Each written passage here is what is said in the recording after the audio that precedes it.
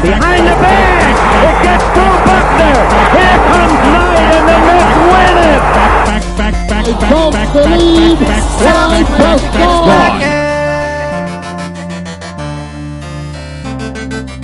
All right, welcome to Terrific Talk. I'm Tom Anderson. It is a snowy Wednesday afternoon here, looking outside the Terrific Talk studios here in Hoboken. Steve, it is actually snowing right now. Well, I'm coming home to that because I fly back east tonight from a nice 65-degree day in Southern California. Wow. So that's wonderful. So how long is that flight back home for you? It's about 5 hours. Is Dash going to sleep on this flight? Yeah, I think he will. He'll just sit with Aaron and pretty much that late at night because we go 9:15 our time. He normally is asleep by 7, so he'll probably fall asleep at some point at the airport, and then we'll have to kind of load him onto the plane, and he may wake up at some point. But Aaron will just nurse him, and he'll go right back to sleep. That's the plan. So he may be Heath Ledger's Joker and just spoil any plan, but we'll see how it plays out. Heath Ledger instead of Joaquin Phoenix there. That was good. I haven't seen him yet, so I mean, when you have a kid, it's any type of spontaneous date night to the movies just has never happened. So it's a kid-friendly movie, though. Yeah, I bet. So I've heard. All right, NFL Week 16. Let's get right to our picks here. One game I'm looking at that I wanted to talk to you about real quick. The Buffalo Bills, a playoff team, by the way. Let's go Buffalo. Shout out Liebner. They're on the road here. They're going to play New England, and the Pats are favored by 6.5. That line feels extremely disrespectful. It's not like the Pats have been playing all that great lately. Their offense has been a little suspect, a little tough moving the ball. Buffalo's got a good defense. I think this line is way too high, so I think Vegas might know something. I think I'm going to take the Pats, Steve. Tom Brady at home. What do we say? Tom Brady at home in the playoffs. This basically is a playoff game. They're fighting for seeding. They're fighting for the division. I mean, hell, if the Bills win this, they're tied both at 11-4. Pats want to win the division. Pats want the round one bye. I think Brady's going to do Brady things. Are you falling for this whole Brady's terrible thing again? No. Last year? No, I'm not. It's he's coasting right now. He got his team to the position where, they're pretty much in the playoffs. They coast for a few weeks. Restocks up on the juice for the playoff run. I think you'll see the team that we've come to know and expect this weekend. Who do you think is coming out of the AFC this year? Man, that's a really hard question because Lamar is something special. And, if Mahomes, as he kind of continues to get healthy, I know he had the knee thing, then he had the hand thing. He's still very dangerous. Can't count him out. It's just hard for me to go against Brady considering he's been to 9 Super Bowls in 19 years or 18 years. And the simple fact that the Pats have seen both the Ravens and the Chiefs this year, just kind of, and they've lost them both, correct? Yeah, 2 losses. That, I don't know, that's tough. But part of me just wants to lean Pats because if they do it again, and I didn't say Pats, I'm why are you doubting the GOAT versus the 2 upstart players? But I mean, this play from Lamar Jackson is something special. I think it's Pats Ravens in the AFC Championship game in Baltimore, but I think that Pats somehow figure out a way to get it done. What do you think? Yeah, I kind of think that those are the 2 best teams in the AFC. The Chiefs just had a lot of injuries this year. They haven't really put it all together. It looks like Mahomes might be getting a little healthier, but their defense is just so suspect. It's hard to tell if they can go win a big game on the road. My big thing is we always talk about Belichick and how he likes to take, their best thing away from the team. Their one thing that they completely rely on. We see this over and over again. What do you think that is against the Baltimore Ravens? What do they attack specifically? I think that they just have to take. I think they have to take away his legs. Not to say that he's not a good passer of the football, but I think what makes him a good passer of the football is he puts defenders in situations where it's like, all right, you got to either pick me or pick the guy I'm about to throw to, and then they become very, I don't like easy throws isn't the right word, but just higher percentage throws, if that makes sense. So I wonder if, you see someone like, maybe not a Van Noy. I don't know if he has enough speed, but you see one of their linebackers where it's just like a straight spy, one-on-one, and then the other 10 guys are out for themselves, and they just got to, basically be man-to-man and not let those guys get loose. But I just think what makes Lamar special is that running ability, and it just opens up their entire offense. So I think that would be the key. I mean, if you remember, I think that game against the Pats, he had 2 rushing touchdowns. Yeah. So I think that would be the focus. And knowing Belichick, he'll figure out a way to. And I don't know if you can stop it. I think you just have to kind of contain it. I mean, think about this: the guy had 1,000 yards rushing through 14 weeks of the season. So Right. through 13 games, it's insane. We saw this out of Lamar last year during the regular season. He was kind of running all over everybody. And then in the playoffs, remember, they went up against that Charger defense. And remember, the Chargers just completely stacked the box, and they wouldn't let Baltimore run the ball at all. And they completely forced him into a passer, like you said, and it worked. Yeah. What Baltimore did in the offseason was they actually went out and got him some weapons. So it's definitely a different ball game, but I think you're right. I think that is the way to stop him. And if you can somehow slow down his favorite target, Mark Andrews, the tight end, I think that is going to be the key for them. Wonder if you see a Stephon Gilmore on Mark Andrews. Wouldn't that be something? Mm-hmm. Best shutdown corner in the league, covering the tight end. And to the point of stacking the box, he's going to get some runs in, but I think, in most instances, he's going to have to look for quick hitter passes. And I mean, that's really going to force him to be a precision passer, which not saying he can't do it. It's just, that's Brady's MO. We haven't seen Lamar Jackson have to do that, in volume amounts. So if they're stacking the box with 8+ guys and getting pressure on him, it's, there's no long 7-step drops where he can just, take his time and heave it to Hollywood Brown as far as he can. I mean, if that ball's not out in 3 steps, he's probably got someone on top of him already. And again, typically he would look to use his legs to make plays from there. But I just think that there'll be someone kind of waiting for that.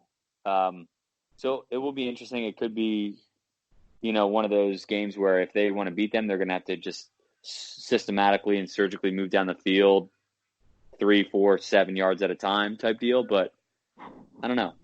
They got to get there first. So we're assuming, based off what we've seen this year, that those are the 2 teams. And I wouldn't be surprised if that were the case. But, things, NFL playoffs, anything can happen. Oilers can come back from 31 down. Colts can come back from 28 down against the Chiefs a few years ago. I mean, we'll see how it plays out. NFC, you've got 3 teams right now that are 4 teams, I'm sorry, that are 11-3. The Packers, the Saints, Seahawks, the Niners. Who do you think is coming out of the NFC here? Man, it's such a hard one. Because, the Niners have been stout all year, but they're young. And I just think in those pressure situations, there could be some cracking that will happen. I mean, look at what the Falcons did late with the 49ers being at home for that game. They're probably the ones that I have the least faith in. I could kind of potentially see a Saints-Seahawks NFC Championship game with how well those 2 teams are playing. I mean, I believe in Aaron Rodgers as well. It'll depend. All right, so what I'd say is it'll depend on how seeding breaks down. If Aaron Rodgers can get home field throughout the playoffs, I like that NFC Championship game being in Green Bay. And I probably would think it would be Saints-Packers. If that's not the case and the Saints have home field, I kind of feel like it'll be Seahawks traveling to New Orleans. I know that that's kind of not exactly the answer you're looking for, but I think the Saints will be in it. I think it'll be either Green Bay or Seattle will be the other team. I like the Saints Great, too. great quarterback play all around. We'll just leave it at that, right? For sure. And the one game in the NFC that really has playoff repercussions, of course, is the game that you've had circled on your calendar. Oh, baby. Basically since the season started. We were all like, Oh, week baby. 16, it's going to come down to this game. This game's going to be huge. We got the Cowboys and your Eagles. They're coming into this game, both coming off wins. They're both 7-7. Dallas right now has the tiebreaker because they beat you earlier in the year. But this game now is in Philadelphia. I'm going to give you the line right now. Dallas on the road, favored by a point in Philly. I'm seeing 2.5 on ESPN right now, which is very disrespectful. But as I've said to a lot of people after that game against the Rams, it really depends on which team show up. If that Dallas team that played the Rams last week shows up, we could be in for a long Sunday afternoon. Yeah. If our second I think half, Dallas. I think that could have been an outlier game. I think the Rams were really focused on this week, Thursday night. They're going up, or I think Saturday actually. They're playing Saturday. Mm-hmm. They're in San Francisco. I think they've been thinking about that one, and they overlooked Dallas a little bit, just how Dallas was struggling going into that game. I don't know what we're going to see from Dallas in this game in Philadelphia, but take me through your mindset. How you feeling? So the first thing I do is I look at the weather because Dallas is in Texas and they play in a dome, and obviously Philly is, this time of year can be anything. The weather forecast is looking actually pretty solid. It's going to be probably mid-40s for the high. So as the sun begins to set at about 4:30, 5 o'clock when kickoff is happening, that weather, by the time the second half starts and they come out of the tunnel, it'll probably be in the 30s. Tick to us on that front. But, what I worry about is if that offensive line for the Cowboys gets in a groove and Zeke gets rumbling, I don't know how many of our cornerbacks are going to want to, in that cold weather, lean in for a bruising of a hit against Zeke, which kind of scares me a bit. I think it really comes down to our front four versus their offensive front. Whoever wins that battle, I think, is going to win the game. You're going to get smoked. You don't like our chances? You never know with Dallas, but I think you guys stink. I think you have too many injuries here to overcome. I know it's in Philly. Your defense is terrible, dude. It's tough to watch. I mean, what I would say is our linebackers and our secondary is terrible. Our defensive front is stout, one of the most stout defensive fronts in the league. The problem is, like I said, if they run what they should do is Zeke should run the ball 25 to 30 times. If he does, that could be bad for us because those front four will get, they'll just kind of get put through the meat grinder and they'll get beat up and tired. If Dak wants to be the hero, I'll put the ball in his hands. I know that he's got over 4,000 yards and he's got 26 TDs and Amari Cooper is playing great and our defensive secondary is terrible, but I just think if the fresher our defensive front can stay, the better. The other thing I'm worried about is you guys being at home, and if you get off to a bit of a rocky start, the Boo Birds are coming out. The Boo Birds might come out, and then the team definitely will start to feel that, and it's just going to be bad vibes. I'm a little worried that might happen. This is my one thing, and I've been saying it for weeks, that needs to happen, in my opinion. Carson Wentz needs to literally have 6 to 10 design runs this game. He did it again last week where he sat in the pocket for 5+ seconds.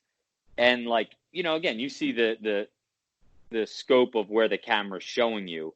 But, he's 5 yards behind the line of scrimmage. You see the line of scrimmage and you can see 5 yards past it and there's no one in sight. It's like, dude, get running. Even if you get 2 yards and go down, it's better than the fumble that he took because someone, those defensive linemen don't stop. They continue to come for the quarterback and he's holding the ball out and it just gets knocked free. So I think Wentz needs to be on the move 6 to 10 times this game.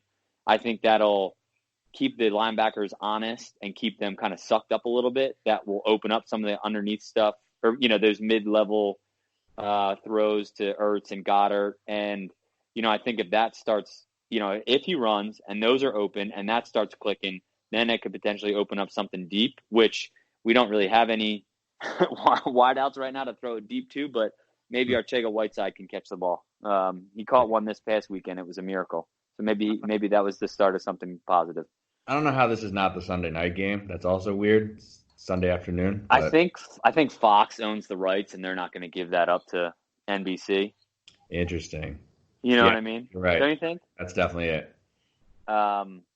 It would be great if it was a Sunday night game because we've got a family Christmas gathering Sunday afternoon, and it'll probably get there at 4, right? Which is, watch the game with extended family. But if this was an 8 o'clock, 8:30, 8:50 or 8:20 game, I would have gone to that for 2-3 hours and then been like, see ya.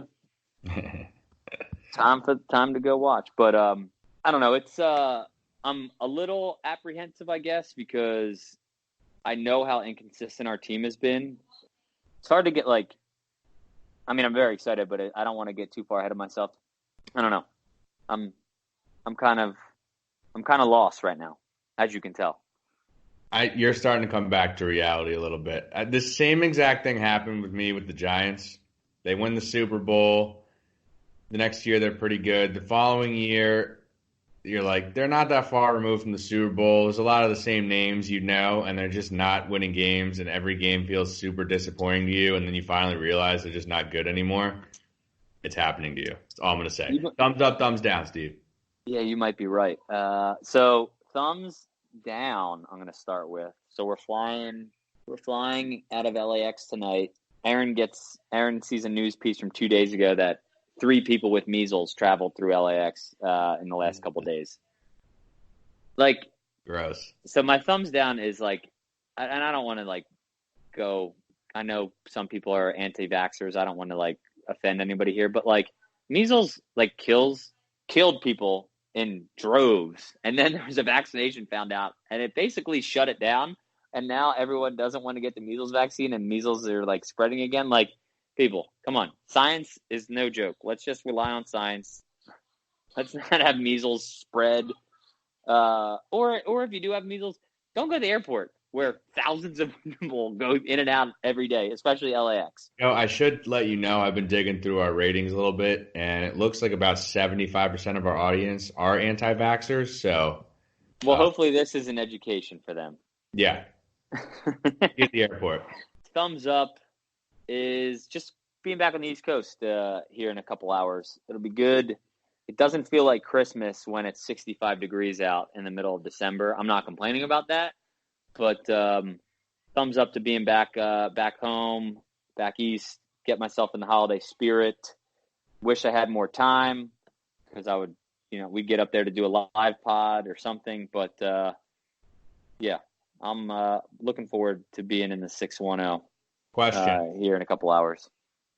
Are you going to see a Santa Mall while you were here? Dude, we might be going to see a Santa in Aaron's hometown either Thursday or Saturday. Shut up. I know, dude. I haven't said anything. What's happening? I don't want to break it to her that you and I have been ripping this Santa to the high heavens, but I may have to just put a small bug in her ear to see if it can be avoided. Give her the measles, maybe. Yeah. Put her in the hospital. We can't go see Santa. You don't want to give Santa the measles.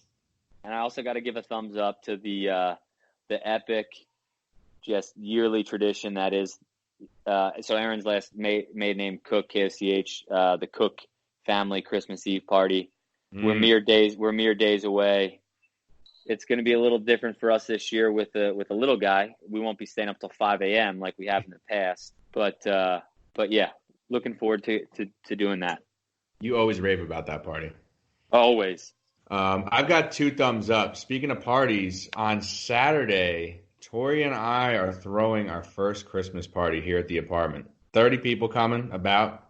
A lot of friends, close family. Our parents are coming. Steve, are you confident in our hosting skills here? I'm very confident because I know Tori. You guys are going to be all set. No issues. So there is one issue. So while we were away in Cali, Oh no. a lot of leaves fell in the front here.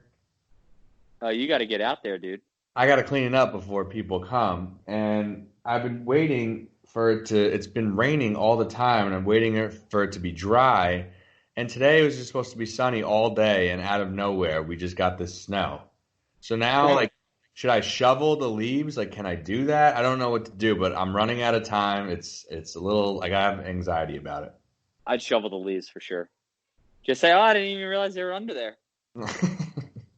Put them in a pile in front of someone else's house, and when Yeah, it melts, it'll just be a leaf pile for them to deal with. not a terrible idea. My other thumbs up. I want to congratulate you, Steve. What did I do? Fun fact, today apparently is your LinkedIn work anniversary. Oh, yes, it would be. I just got a That is notification. yes. So, thumbs up to you. Are you the kind of guy who congratulates people on LinkedIn for their work anniversaries? I'll give him a thumb. I'll give him the thumbs up. Great guy. Yeah, I'll give him a thumbs up. If it's someone I know closely, I may send him a private. Yeah, I may just text him privately. But if it's someone that I'm pretty close with, I'll give a thumbs up for sure. What about like the automated LinkedIn response, like congrats, exclamation point? Do you ever do Nah, that? I won't. I won't hit that one. I get a lot of those. I don't even like remember that it's my work anniversary, and it's like from people that like I haven't talked to, I may not even know, or I haven't talked to in forever. It's super weird, and I never know how to respond. How are you going to respond to these people today? If someone gives an automated congrats, I just then like their comment. Hmm, interesting. See it like it shows that you acknowledged it and you appreciate it, but then you don't have to dive in and think of like a response that one like acknowledges that you're good there, but two like also doesn't extend like the back and forth. The other LinkedIn move, can you endorse people's skills? Is that still a thing? I don't know, man. I used to remember that I would get prompted for that years ago, but I haven't been prompted for that in a while. So they maybe moved on from that. I feel like they might have moved on. It was always weird. It was like, what am I endorsing here? Good story. My dad one time, he went on LinkedIn, like he like just discovered it and he got like all crazy and he started like following like everybody, like celebrity people. Mm-hmm.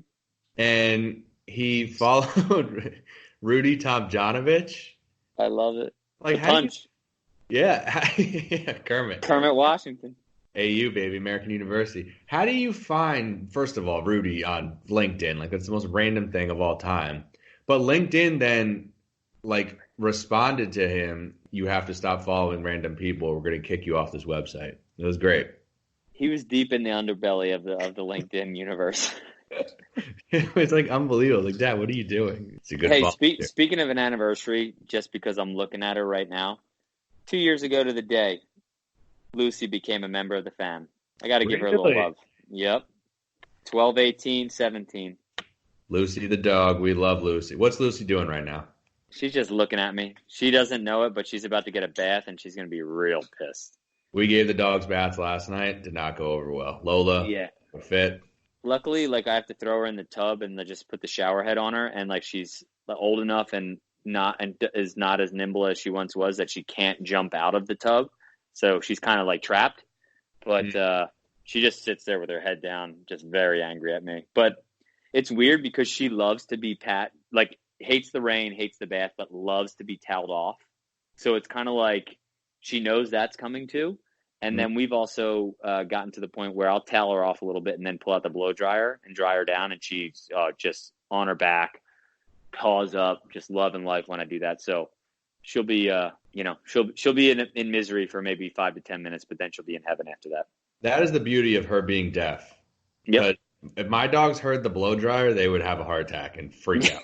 They would run. They would literally lose their shit. And like, they're pretty good. Like Tori was giving them baths yesterday, and they're definitely good in the shower. But then with the towel out process, they're kind of like all over the place. And then after that, they're still like a little damp, and they just lose their shit. Like Yeah. they're bouncing off the walls. They go crazy. They need the blow dryer, bro. I guess. They're also not big fans of the vacuum, which is always fun. Lucy can't hear the vacuum, but hates the vacuum. I pull the vacuum out, and she just scurries away and jumps up on the couch and kind of ducks inside of some pillows. They hate the vacuums. What TV are you watching, dude?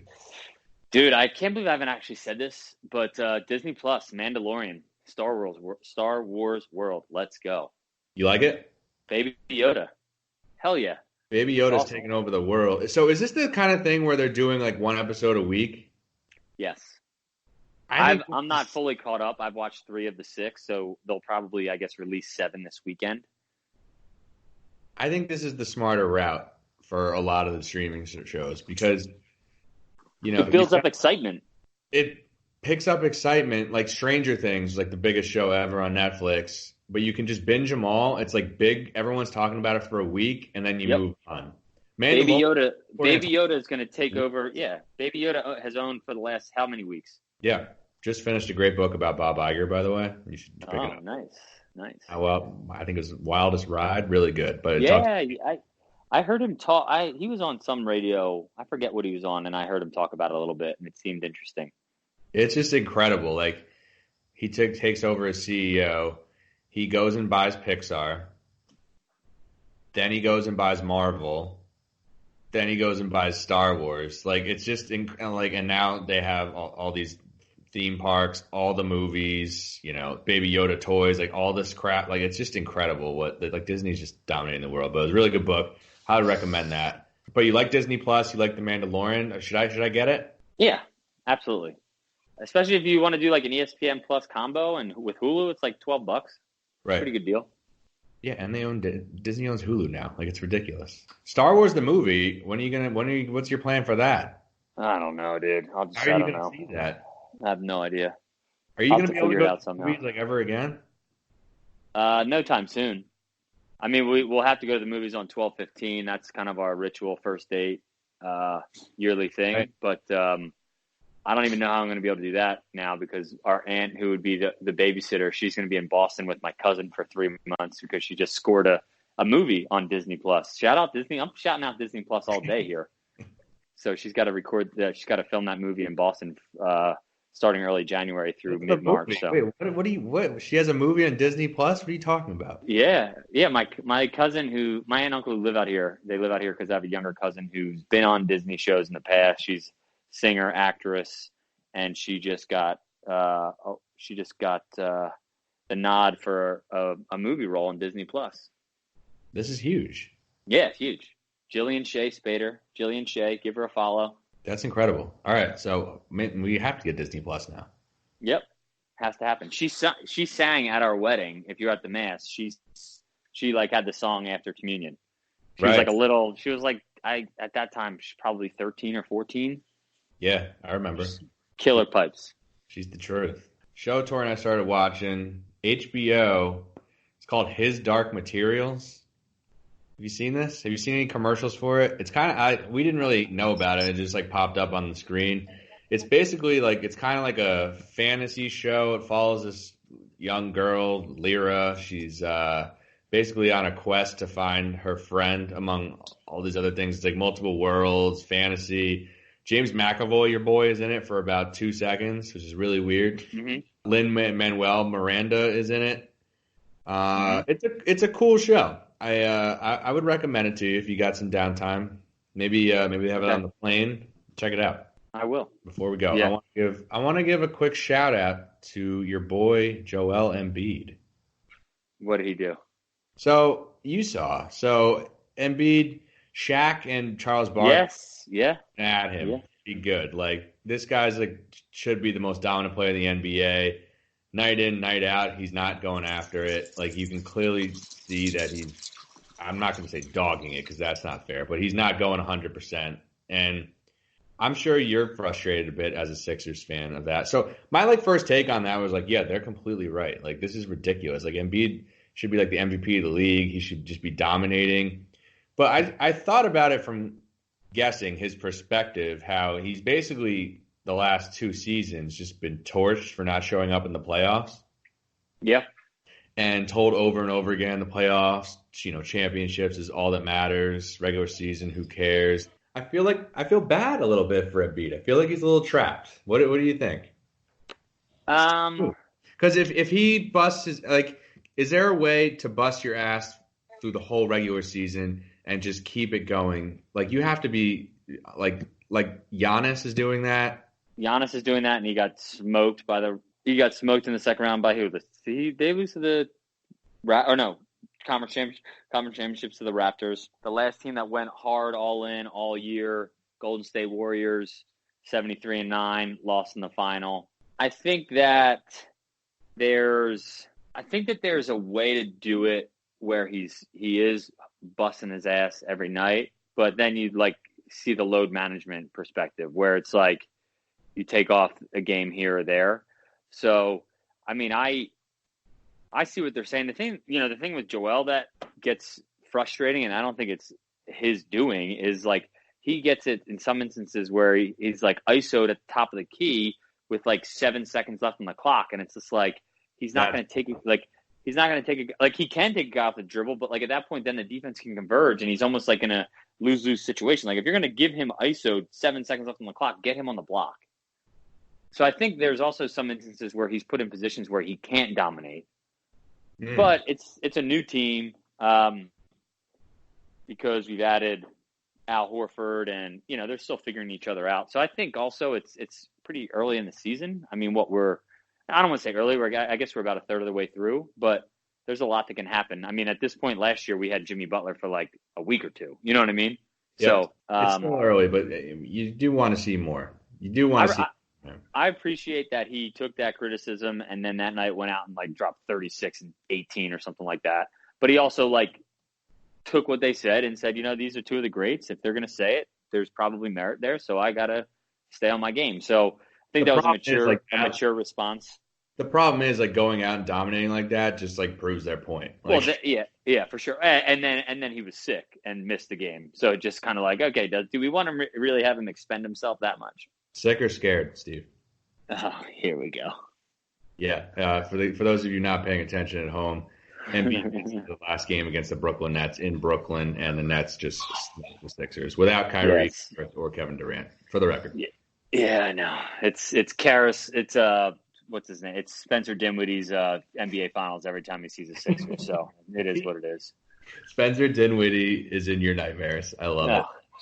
My kid's name will definitely never be Spencer if I have another boy. Oh my God! All right, Steve, have a safe trip to the East Coast. We'll see you. We'll see you in a few. No doubt, bro. Trust the process. Fly goes fly. Kobe. Welcome to Terrific Talk. My name is Tom Anderson. Tom Anderson. Back to win. Back again. Gone. Back. Gone. Tom Anderson. Great cash, homie. Great cash, homie. I feel ready to go another 9 innings. Touchdown. I feel ready to go another 9 innings. Touchdown. Today, I consider myself the luckiest man on the face of the earth. Down goes crazy. Terrific Talk Podcast. Welcome back, Terrific Talk Podcast. Here comes the hose. I'm your host, Tom Anderson. First, behind the bag. It gets through Buckner. Here comes Knight, and the Mets win it.